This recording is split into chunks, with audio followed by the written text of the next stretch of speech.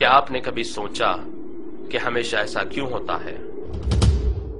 हमेशा ऐसा क्यों होता है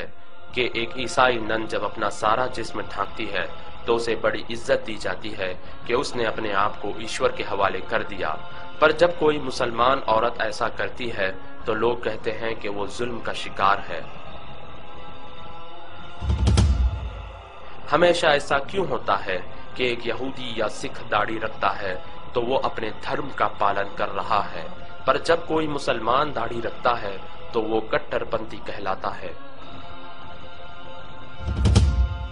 हमेशा ऐसा क्यों होता है कि जब कोई स्त्री घर पर सारा समय बिताती है, अपने बच्चों का ख्याल रखती है, तो वो बहुत बड़ा बलिदान दे रही है, पर जब कोई मुसलमान स्त्री ऐसा करती है तो लोग कहते हैं कि वो चार दीवारी में कैद है और उसे आजादी मिलनी चाहिए।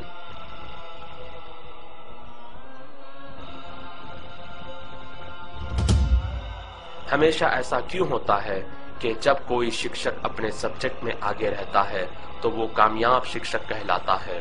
पर जब कोई मुसलमान लड़का इस्लामी शिक्षा में आगे रहता है तो उसका भविष्य बेकार समझा जाता है।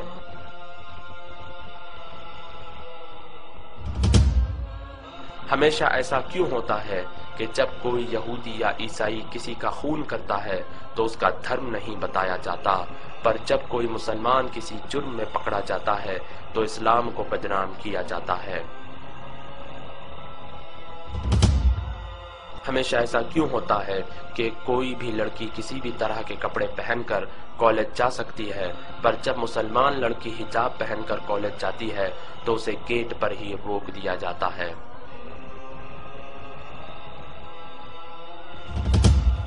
हमेशा ऐसा क्यों होता है कि जब कोई व्यक्ति अपनी जान पर खेलकर लोगों की जान बचाता है तो उसे बहादुर और वीर कहा जाता है, पर जब कोई फलस्तीनी नागरिक अपनी जान पर खेलकर अपने बच्चे को गोली लगने से बचाता है और अपने भाई का हाथ दुश्मनों के हाथों तोड़े जाने से बचाता है और अपनी माँ और बहन की इज्जत बचाने के लिए दुश्मनों से लड़ता है और अपने घर को आग लगाए जाने से बचाता है और अपनी मस्जिद की रक्षा करता है, तो उसे आतंकवादी कहा जाता है।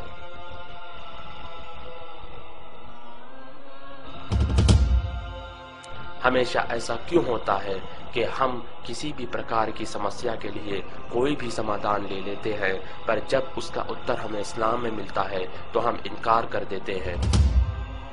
हमेशा ऐसा क्यों होता है कि जब कोई ड्राइवर बेहुदा अंदाज से कार चलाता है तो कोई कार को दोषी नहीं ठहराता, मगर जब कोई मुसलमान गलती करता है तो इस्लाम को दोषी ठहराया जाता है।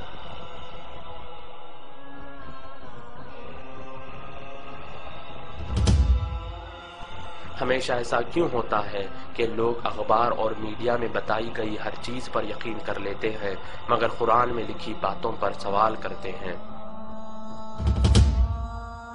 पर इन सारी चीजों के बावजूद आज पूरी दुनिया में सबसे तेजी से फैलने वाला धर्म इस्लाम है।